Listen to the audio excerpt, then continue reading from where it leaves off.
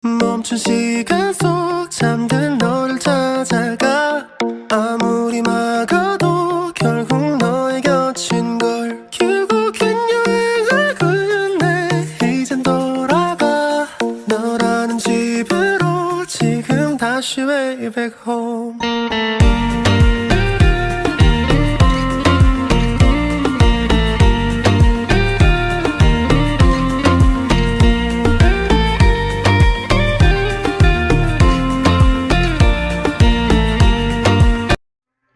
Oke, assalamualaikum warahmatullahi wabarakatuh. Selamat pagi dan salam sejahtera buat kita semua, sahabat MA Cendekia Bangsa. Pada kesempatan kali ini, sebelumnya perkenalkan, nama saya adalah Ahmadi Satria, SSC MPD, merupakan staf dari MA Cendekia Bangsa.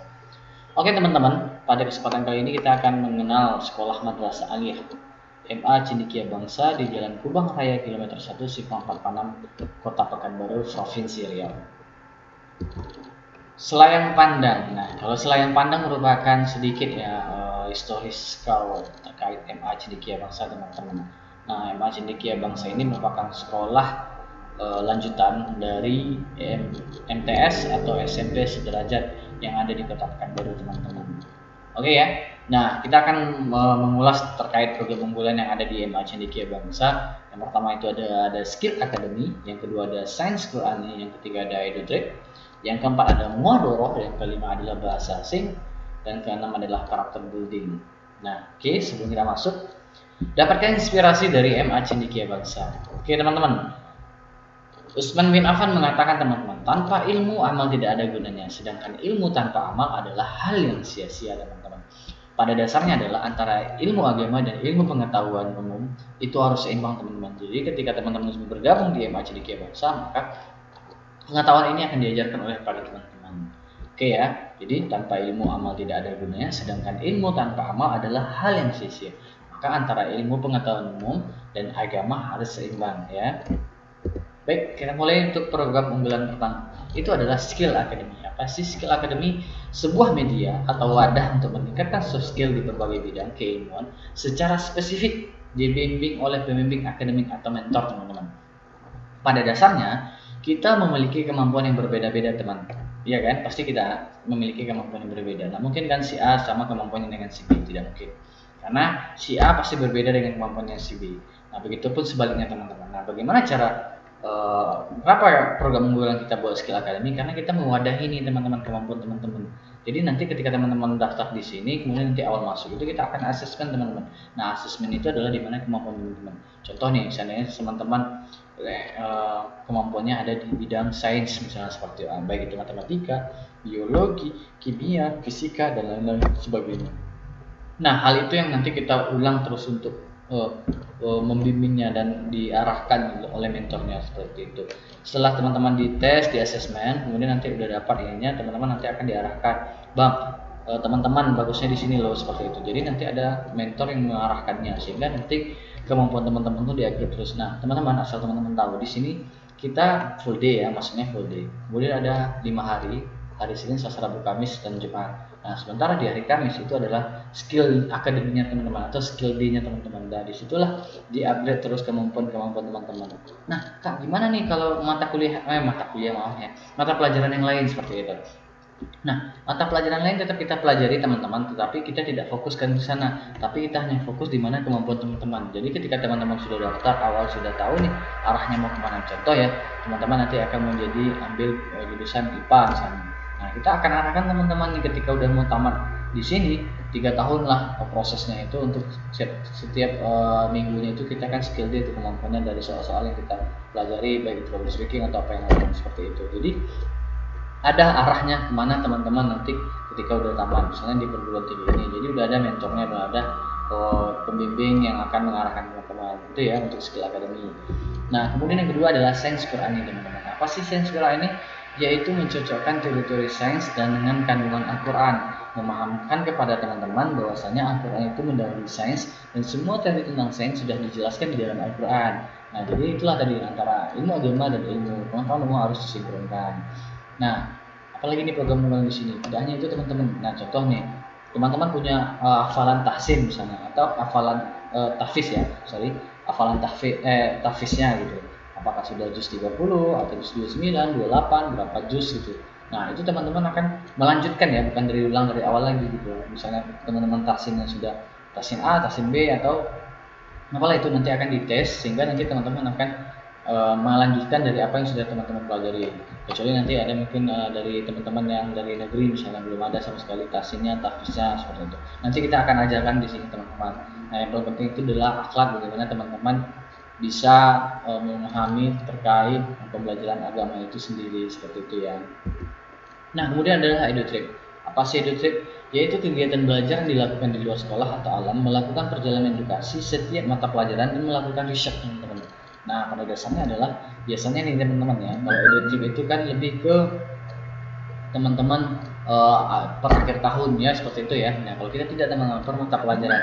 Jadi nanti teman-teman itu per mata pelajaran ya diberikan EduTripnya atau setiap mata pelajaran itu dilakukan riset apa aja nih, misalnya biologi teman-teman diajak ke kampus Undri, ke kampus Undri UNP misalnya, kalau seandainya ada ini kita pergi keluar gitu ya, melakukan pengabdian masyarakat misalnya, melakukan riset. Nah, riset ini fungsinya untuk apa, banyak teman-teman. Nah, teman-teman bisa menjadi aktivis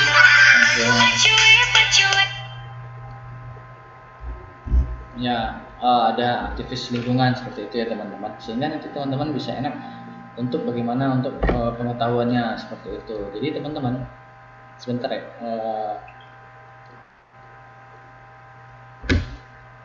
teman-teman. Nah, itu hal-hal yang seperti itu yang harus kita lakukan.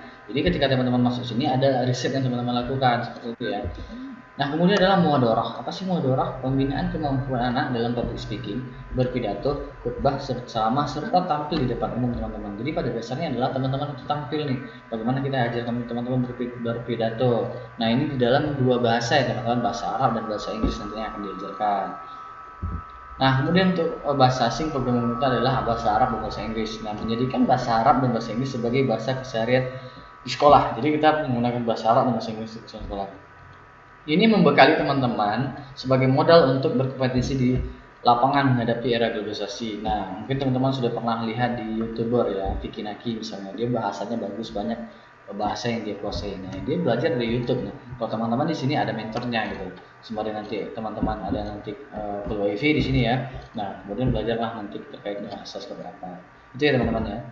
Kemudian yang kedua, yang terakhir adalah karakter building. Apa sih karakter building ini kak? Nah, pembinaan kemampuan leadership teman-teman atau kepemimpinan teman-teman melalui outbound, low impact dan high impact. Nah, low impact apa sih kak? Nah, low impact lebih ke menyelesaikan suatu masalah dari sebuah permainan, sedangkan high impact itu teman-teman lebih ke kayak info dan lain-lain sebagainya. Nah, ini kita lakukan setiap akhir semester ya teman-teman ya, untuk nge-refresh lagi kemampuan kita.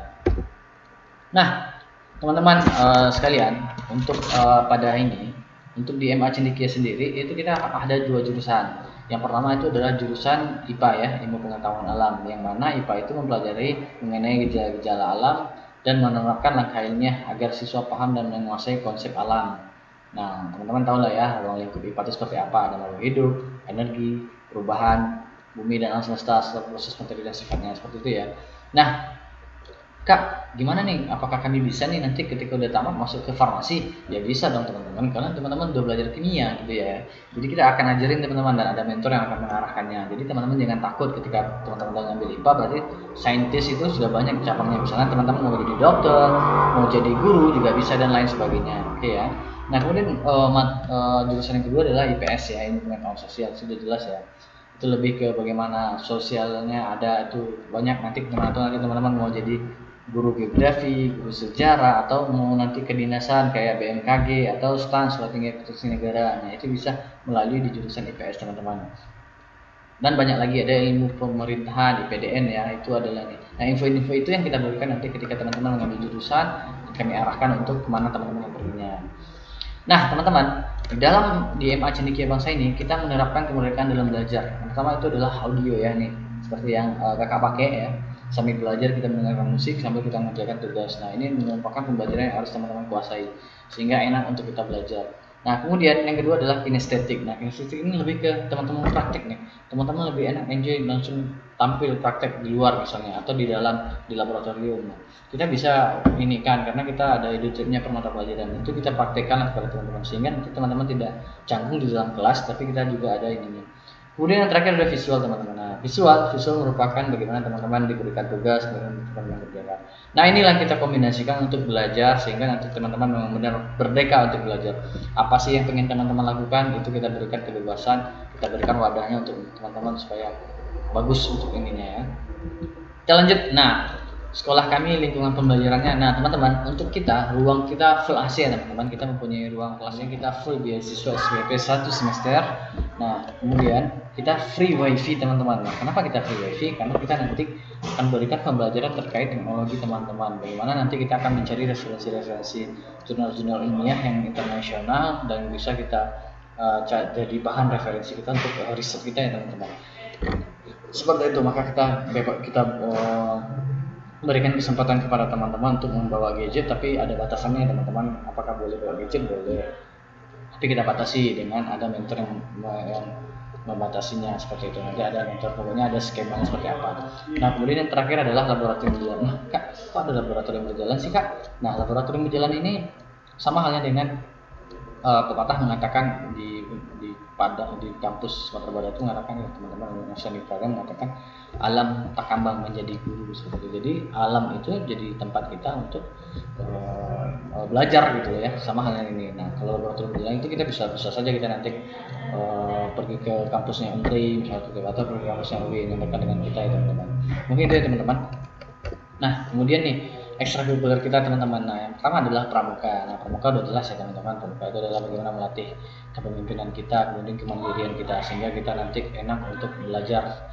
Nah, kemudian ada seni drama atau teater. Nah, teman-teman di tempat kita itu udah ada komunitas jejak langkah ya teman-teman. Jadi ada komunitas seni teaternya yang mana kemarin kita baru menjuarai ya teman-teman festival teater di Provinsi Riau seperti itu. Nah, kemudian yang ketiga adalah futsal. Nah, futsal ini adalah olahraga ya, semacam olahraga bola yang mungkin udah pada tahu ya semuanya. Nah, ini bagi teman-teman yang hobi futsal dan bisa menggunakan futsal, ayo join bareng kita latihan bareng dan kita buat bentuk tim yang bagus dan kita akan ikuti festival-festival, kita ikuti lomba-lomba futsal yang ada di Kota Pekanbaru, baik itu skalanya itu regional maupun nasional gitu teman-teman. Nah, kemudian yang keempat adalah bahasa asing. Nah, untuk bahasa asing kita ada dua teman-teman, ada bahasa Arab dan bahasa Inggris. Nah, inilah dua bahasa ini yang kita ajarkan kepada teman-teman sehingga nanti teman-teman kuasai dan teman-teman bisa bersaing di era globalisasi ini. Nah, kemudian ada yang kelima adalah silat teman-teman. Nah, silat semacam olahraga ya, ada tata suci segala macam. Nah, kita akan berikan pembinaan kepada teman-teman terkait silat. Nah, yang keenam ini nih teman-teman, untuk para millennials yang hobi gaming ya, itu adalah EA Sport ya, yang mana nanti kita akan berkewadahi teman-teman untuk bagaimana supaya bisa menjadi strategi atau menjadi olahraga EA Sport ini bisa berkancah di internasional ya teman-teman seperti itu. Nah, itu ada mungkin Mobile Legends, ada Free Fire, kemudian ada PUBG dan lain sebagainya. Nah, jadi nanti teman-teman akan diwadahi nih, mungkin ada pembimbingnya untuk bagaimana nanti teman-teman supaya bisa meng-up kemampuan teman-teman dulu ya. Kemudian yang ketujuh adalah Palang Merah Remaja atau PMR teman-teman. Biasa ini tim kesehatannya sekolah ya. Ini bagaimana jadi ajarkan cara membidai, cara kalau robek luka misalnya bagaimana cara mengatasinya gitu ya. Jadi lebih ke seperti itu. Nah, kemudian yang ke-8 adalah jurnalistik teman-teman. Nah, teman-teman nanti akan diajarin bagaimana cara membuat berita, kemudian bagaimana cara menerbitkan berita, kemudian teman-teman diajarkan bagaimana cara public speaking yang bagus, kemudian bagaimana cara untuk bisa menjadi seorang penyiar radio dan lain semacamnya. Banyak jurnalistik ini banyak ya. Teman-teman bisa diajarkan lah ini untuk bagaimana untuk analytical thinking ya, jadi berpikir critical thinking ya, berpikir kritis untuk bagaimana untuk salah sesuatu. Nah, termasuk nanti bagaimana karya tulis ilmiahnya di share atau di post gitu ya. Itulah itu keras itu ya teman-teman. Nah, kemudian Kak, ketika kami masuk di sini apa sih yang kami dapatkan? Nah, teman-teman, ketika teman-teman masuk di sini banyak yang teman-teman dapatkan. Dan otomatis ketika teman-teman sudah lulus ya. Yang pertama, teman-teman lulus di perguruan tinggi favorit dalam dan luar negeri. Nah, contohnya nanti teman-teman bagus bahasa Arab, kita bisa arahkan teman-teman ke timur tengah gitu ya. atau di dalam negeri misalnya teman-teman mau jurusan apa nanti kita sih karena udah ada mentor yang mengarahkan. Nah kemudian kedua mempunyai skill yang mampu menjadi bekal pada siswa ketika berkarya di lapangan masyarakat. Nah itu tadi teman-teman sudah mempunyai kemampuan yang baik itu menguasai komputer ya, kemudian bahasa asing yang benar-benar teman-teman kuasai sehingga teman-teman sudah mampu untuk berbicara untuk bahasa ya. Nah kemudian mempunyai jiwa leadership pemimpin. Nah ini teman-teman sudah diajarkan bagaimana jadi seorang pemimpin. Makanya teman-teman sudah bisa mengambil sebuah keputusan yang bagus dari dasar untuk masa depan teman-teman. Kemudian yang keenam adalah menghasilkan karya-karya ilmiah sesuai dengan spesifik keilmuan yang digeluti. Nah teman-teman, biasanya teman-teman ketika lulus pasti teman-teman ya lulus ambil ijazah terus pulang seperti itu ya. Nah kalau di sini teman-teman ketika lulus ambil ijazah dan ada karya tulis ilmiah yang teman-teman tinggalkan. Jadi karya tulis ilmiah itu fungsinya untuk apa sih Kak? Nah karya tulis ilmiah itu fungsinya untuk bagaimana kita bisa memberikan kontribusi kita kepada pemerintah daerah atau setempat untuk dari apa yang sudah kita teliti seperti itu. Jadi dari hasil penelitian kita itu ada dampak kontribusinya kepada terhadap lingkungan. Nah, contohnya nanti kita mau meneliti tentang lingkungan keluarga misalnya. Nah, itu bisa saja nanti teman-teman lakukan. Nah, hasilnya nanti bisa kita post dan kita berikan ini. Nah, kemudian ketujuh adalah mempunyai gaya hidup ramah lingkungan. Nah, jadi teman-teman ketika dengan teman-teman itu teman-teman sudah only going ya ketika udah mau masuk perguruan tinggi itu udah teman-teman udah nggak canggung lagi, udah malu lah ketika beli minum pakai butuh botol biasa gitu ya. Nah, minimal teman-teman bawa tumbler ke sekolahnya atau ke kuliahnya, kemudian nggak mau lagi membuat sampah plastik dan segala macam. Oke teman-teman, nah itu mungkin kesempatan kita pada kali ini, dan pada ini juga diinformasikan bahwasanya teman-teman pada bulan ini teman-teman yang bagi yang mau mendaftar ke sekolah kita silakan. Nah, karena ada nanti ketika teman-teman mendaftar teman-teman akan mendapatkan beasiswa full SPP 1 semester alias 6 bulan ya, 6 bulan tidak bayar. Jadi teman-teman nanti bayar SPP itu selama Januari 2022.